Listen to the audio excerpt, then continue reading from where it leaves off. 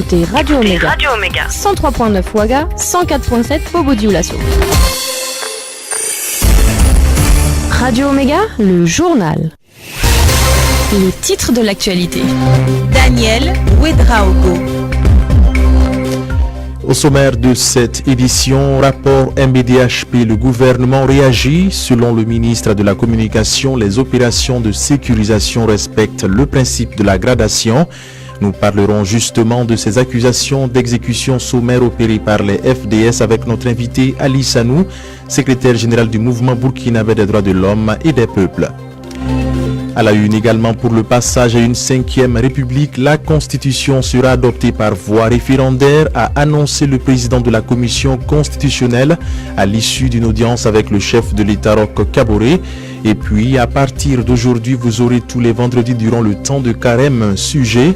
Question du jour, pourquoi il est demandé de ne pas manger ni boire de l'alcool les vendredis de carême? Réponse dans cette édition. Madame, Monsieur, bonjour et bienvenue sur Radio Omega.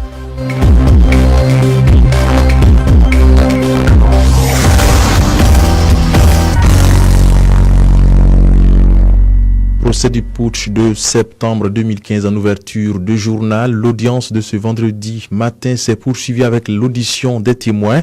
Après le passage du ministre de la Défense et ancien président du CNT, Chérif Sy, est à la barre aujourd'hui le sergent Nobila Sawadgo. Et pour en parler, Elvis Nadou est en ligne. Elvis, bonjour. Bonjour Daniel Ouedraogo. Qu'est-ce qu'on peut retenir de l'audience de ce vendredi? Alors Daniel, nous avons effectivement à la barre aujourd'hui le sergent Sawadgo Nobila qui, selon les dépositions de deux co-accusés, aurait été aperçu premièrement dans le commando qui est allé à l'assaut du Conseil des ministres de la transition le 16, et il aurait également fait partie de la garde qui est allé chercher le général Diendéré le même 16 septembre, chose que l'accusé réfute parce que, dit-il à voix, entrepris donc des courses en ville ce jour-ci, et ce n'est qu'aux environs de 17h qu'il a rejoint le camp d'Abaco et a fait partie de la garde du général que le 17 septembre. C'est donc pour démontrer cela que son conseil, notamment Maître Flore Toué, a fait venir à la barre donc trois témoins. D'abord Salam Sawadgo, son cousin avec qui il aurait passé la matinée, en tout cas jusqu'aux environs de 12h. Ensuite a suivi à la barre le témoin Rufine Sawadgo, chez qui il est allé acheter donc des fournitures scolaires avant de se séparer d'elle aux environs de 15h30. Et enfin le dernier témoin, le sergent Jean Nyonli, qui a confirmé lors d'arrivée donc au camp Nabakom de l'accuseur qu'il a fixé également à 17h. Le parquet et les avocats de la partie civile n'ont pas véritablement eu à redire sur les témoignages parce qu'ils conviennent bien dans leur ensemble aux déclarations de l'accusé que nous avons laissé donc à la barre au moment où nous quittions la salle d'audience. Daniel Ouedraogo. Merci à vous, Elvis Nadou, pour ces détails. Et dans la suite de ce journal, nous parlons de la lutte contre le terrorisme. Le MBDHP a, dans un rapport rendu public mercredi, dénoncé des dérives lors des opérations des forces armées nationales dans la région du Nord, en riposte à l'attaque menée dans la nuit du 3 au 4 février dernier. Tout en affichant son opposition aux terroristes, le MBDHP condamne des exécutions sommaires d'au moins 60 personnes. Le gouvernement pense pour sa part que les opérations de sécurisation respectent le principe de la gradation que sont successivement le simple contrôle, l'interpellation, l'arrestation et la neutralisation en cas de nécessité, a déclaré le ministre de la Communication Rémi Danjinou dans un communiqué sur sa page Facebook. Réaction à présent de l'analyste politique Siaka Koulibaly pour qui il faut prendre la déclaration du MBDHP avec sérieux. Il est au micro de Fabiola Ouedraogo. Tout ce que le MBDHP a donné comme élément de données lors de sa conférence de presse doit être pris avec le plus grand sérieux. En tout cas, donner des alertes sur la manière dont se déroule cette lutte antiterroriste qui est nécessaire et à la légitimité, mais qui devrait se prémunir de procéder à des atteintes de violation des droits humains qui pourraient miner même la crédibilité de l'action des institutions étatiques. Donc, le MBDHP a également été très professionnel dans la manière de présenter le problème en disant qu'il pourrait y avoir des violations des droits humains dans la manière dont les choses se sont déroulées. En particulier, cette annonce faite par l'armée de 146 terroristes éliminés, ça pose des problèmes de vérification. Est-ce que les personnes vraiment tuées ont été en lien avec les terroristes? Il faudrait le démontrer pour chacune des personnes tuées et pas seulement partir de 2 ou 3 exemples pour toucher un public plus élevé, ce qui pourrait donner lieu à d'autres considérations de type liées à une catégorie de personnes, en particulier le groupe des Peuls dont il s'agit ici. Donc je pense que l'état-major de l'armée, le ministère de la Défense et les premières autorités du pays devraient prendre au sérieux les alertes lancées par le MBDHP. Et qu'en pense la population? Écoutez quelques réactions au micro d'Inoussa Kema. Si vraiment ils ont fait les enquêtes et ils ont vu que c'est pas vraiment les terroristes qu'ils ont tués, vraiment c'est pas normal. Ce qu'ils sont en train de parler là, ce n'est même pas bon. Si on tuait les soldats, ils étaient là, ils n'ont rien dit, et que maintenant les soldats ripostent et qu'ils disent que c'est des innocents qu'ils sont en train de tuer, ça ce n'est même pas la peine. Comme c'est eux aussi qui sont à côté des gens là, sinon on allait savoir que tuer les gens cadeaux comme ça, sinon tuer les gens cadeaux, c'est pas bien. Mais nous on demande les gens là, il n'a qu'à donner une information pour que l'armée aussi puisse nous guider. Sinon les gens tombent aussi, c'est pas bon. Moi je pense que c'est la justice qui doit faire ça. Si la justice est correcte et normale sans corruption.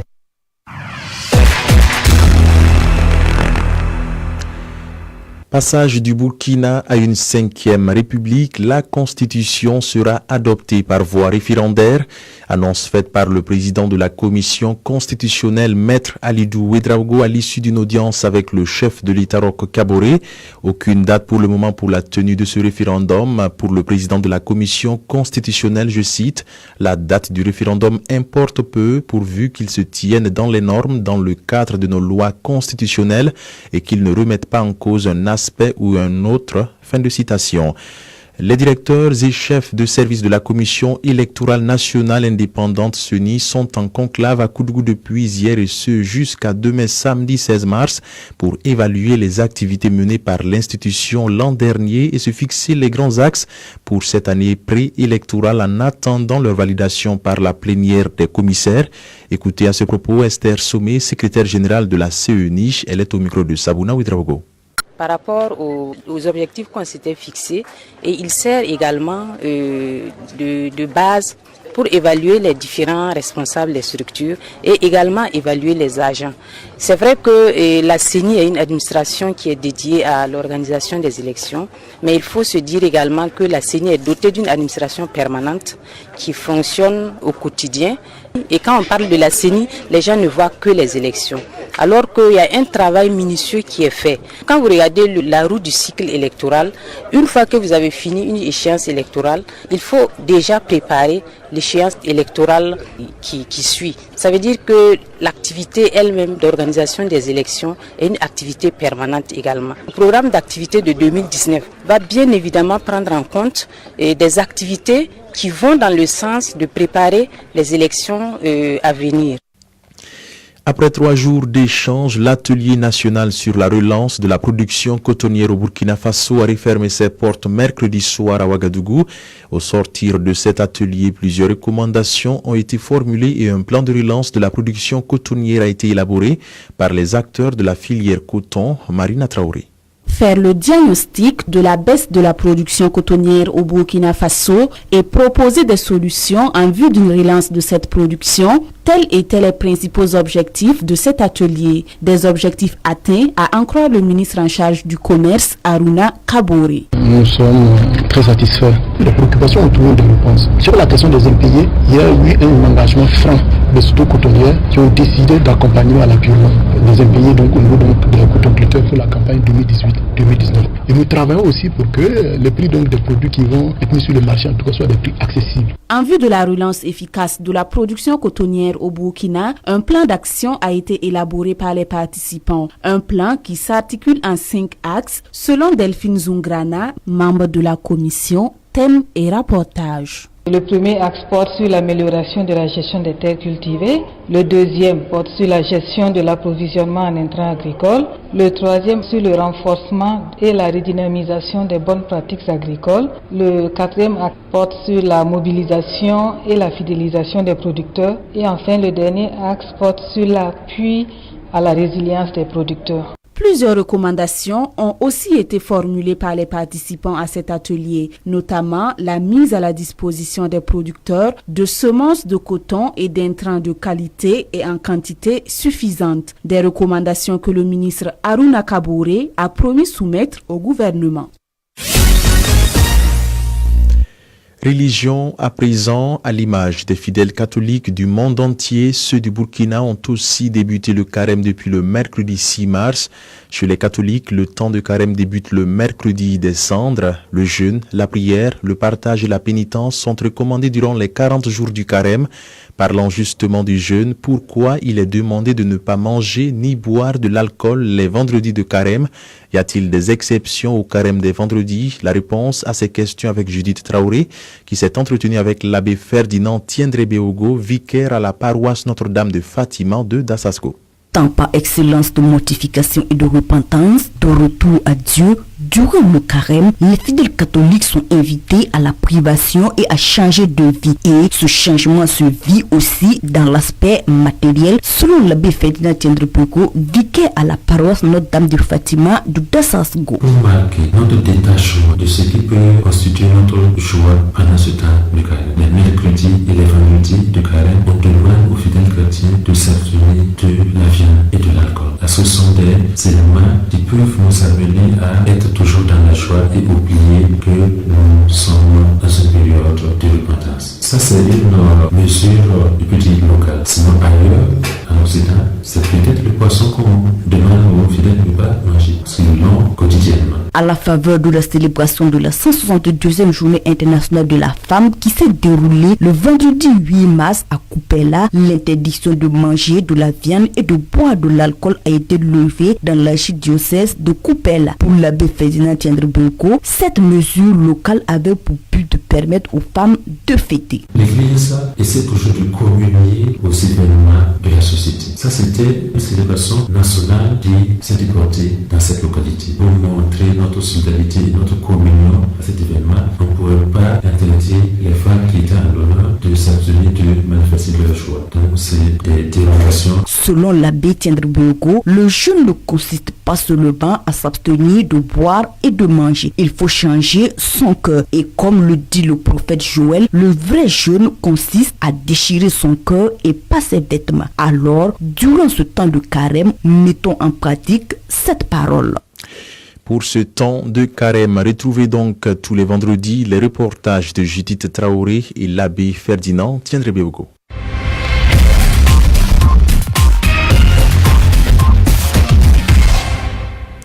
Attaque terroriste en Nouvelle-Zélande. 49 personnes ont été tuées lors de fusillades contre 2 mosquées de la ville néo-zélandaise de Christchurch durant la prière du vendredi, selon le dernier bilan de la police néo-zélandaise.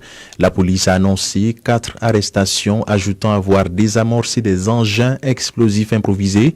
Le Premier ministre de l'Australie a annoncé que l'un des auteurs des attentats serait un Australien terroriste, extrémisme de droite et violent. Oméga Sport. Éliminatoire CAN Égypte 2019, la liste des étalons convoqués par Paulo Duarte pour le match du 22 mars prochain au stade du 4 août contre les Mourabitoun de la Mauritanie avec Bernabé Cabré. Le Burkina Faso n'a plus le choix. Pour se qualifier pour la CAN 2019, il faudra battre la Mauritanie déjà qualifiée le 22 mars à Ouagadougou et prier pour que l'Angola ne s'impose pas au Botswana. Pour l'occasion, Paulo Duarte a rappelé ses forces vives. La liste a été dévoilée hier au cours d'une conférence de presse. 2 gardiens de but, Hervé Kofi Kwaku et Aboubakar Sawadgo. 7 défenseurs, Patrick Malo, Issoufou Dayo, Bakary Kone, Steve Yago, Jean-Noël Ngani, Yacouba Koulibaly et Dylan Ouedraogo. 7 milieux de terrain, Adama Diera, Blati Touré, Razak Traoré, Alain Traoré, Zakaria Sanogo, Abou Ouattara et Ousmane Silla Junior. 8 attaquants convoqués, Bertrand Traoré, Cyril Bayala, Jonathan Pitroapa, Ahmed Touré, Banu Diawara, Franck Lassina Traoré, Préjus Nakoulma et Aristide Bansé. Vous avez sans doute constaté l'absence de Charles Caboret. Le capitaine des étalons est suspendu pour ce match pour cumul de cartons et remplacé par Ousmane Silla Junior. L'invité du jour. Nous recevons aujourd'hui comme invité Ali Sanou, secrétaire général du MBDHP, Mouvement burkinabé des droits de l'homme et des peuples. Avec lui, il sera question du rapport du mouvement sur les événements de Quin et Ban début février 2019. Ali Sanou répond aux questions de Ousmane Paré. Ali Sanou, bonjour. Oui, bonjour. Dans quelles conditions se sont déroulées les enquêtes que vous avez menées suite aux événements de Ban et de Quin? Comme vous le savez, l'état-major général des armées a annoncé le 4 février un certain nombre d'opérations de ratissage qui ont conduit à l'élimination, d'après les thèmes du communiqué, de 146 terroristes. Suite à cela, un débat s'est engagé au sein de l'opinion et certaines familles de personnes qui ont été éliminées ont spontanément touché le MBDHP pour dénoncer des cas d'exécution sommaire de leurs parents. C'est ainsi que nous avons déployé sur place une mission d'enquête. Cette mission d'enquête a travaillé à écouter, reçu près de 65 victimes, parents de victimes et personnes qui pouvaient donner un certain nombre d'éléments d'information. Par la suite, nous avons rencontré le ministère de la Défense nationale et des anciens combattants le 7 mars dernier pour recueillir également la version du ministère. Nous avons recoupé par la suite tous ces éléments d'information et que nous avons contenu dans notre rapport. La plupart des proches de ces personnes nous ont également dit que leurs parents n'avaient rien à voir avec des actes terroristes, qui n'étaient pas proches de groupes terroristes. Et nous sommes nous-mêmes surpris en tant que mouvement des droits humains que certaines de ces personnes-là ont été blessées, elles ont été soignées, elles sont rentrées tranquillement chez elles après avoir été libérées des hôpitaux. Vous conviendrez avec nous que lorsque des terroristes sont blessés lors d'interventions des forces armées et qu'on ne les laisse pas se soigner calmement à l'hôpital et puis rentrer chez elles après avoir été soignés. Donc, tous ces éléments nous ont fait dire que sur les 60 cas, je précise bien 60 cas que le mouvement a documenté, il y a eu des exécutions sommaires de citoyens dont les liens avec les actes terroristes ne sont pas avérés. Mais est-ce qu'à travers une telle publication, vous ne fragilisez pas les forces de défense et de sécurité? Nous travaillons au respect des règles de l'état de droit. Et les règles de l'état de droit disent que les forces de sécurité ne doivent pas assassiner des personnes qu'elles ont immobilisées. Elles doivent les transmettre à la justice pour que la justice suive son cours. Et nous pensons que c'est ce mode opératoire-là en lui-même qui renforce les forces de défense et de sécurité. Aujourd'hui, dans les zones que nous avons visitées, nous avons eu affaire à des populations qui ont peur et qui voient dans les forces de défense et de sécurité une menace pour elles. Et nous pensons que c'est ce qui les fragilise, parce que lorsque des populations ont peur de collaborer avec les forces armées, c'est une situation qui ne peut pas permettre aux forces armées de mener le combat contre le terrorisme de façon efficace. Aucune armée au monde, quelle que soit sa puissance, ne peut triompher d'une guerre si elle n'a pas le soutien populaire. Et je précise également que dans l'ensemble de ces localités, il nous est revenu de sources concordantes que les groupes terroristes, justement, surfent sur cette peur des populations pour se présenter comme étant les groupes qui assurent leur sécurité et leur protection contre les dérives des forces armées. Donc, nous tirons la sonnette d'alarme en disant que si nous voulons gagner la lutte contre le terrorisme, il faut la mener dans les règles de l'état de droit. Le gouvernement, dans un communiqué rendu public jeudi, indique que les forces de défense et de sécurité ont suivi la procédure normale. Et au sein de la population, on constate que les gens pensent que ce sont de bonnes actions qui ont d'ailleurs permis de réduire les nombres d'attaques terroristes. Quel commentaire en faites-vous? Nous avons rencontré le ministère de la Défense nationale et des anciens combattants le 7 mars. Nous avons posé des questions, nous avons demandé mais comment est-ce que les opérations se sont déroulées? Ils nous ont dit qu'ils n'ont pas les détails du déroulement des opérations militaires de ratissage. Dans le communiqué, ce sont des grands principes qui sont rappelés. Mais nous disons que sur le terrain, ce ne sont pas ces grands principes qui ont été mis en œuvre. Ce ne sont pas ces principes qui ont été appliqués. Nous avons recueilli des éléments d'information qui sont concordants. Le 7 mars dernier, des proches de victimes ont officiellement saisi le procureur général près de la cour d'appel de Ouagadougou par l'entremise d'un avocat qu'ils se sont constitués pour dénoncer des exactions contre leurs proches. Et ils ont mis dans cette dénonciation des identités et des numéros de téléphone de témoins qui ont suivi les scènes telles que je vous les raconte.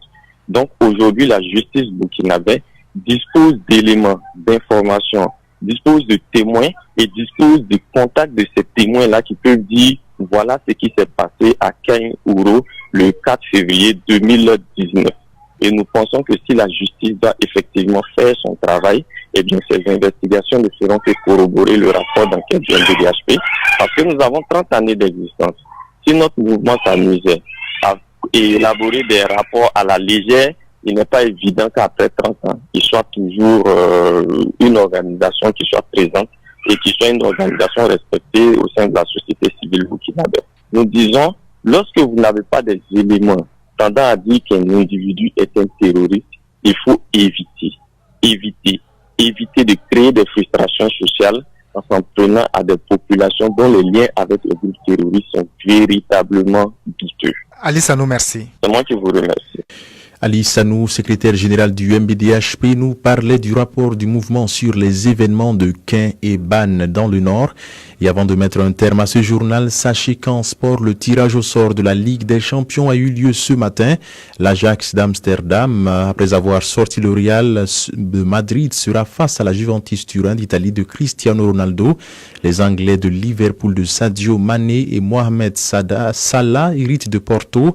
8e de finale 100% anglais entre Tottenham et Manchester City. Enfin, les Espagnols du Barça en découdront avec les Anglais de Manchester United. Les matchs auront lieu les 9, 10, 16 et 17 avril prochains. Et c'est avec cette information que prend fin ce journal. Merci à Ilias Ouedraogo pour la mise en onde. Merci de votre aimable attention. Très bonne suite de programmes sur Radio Omega.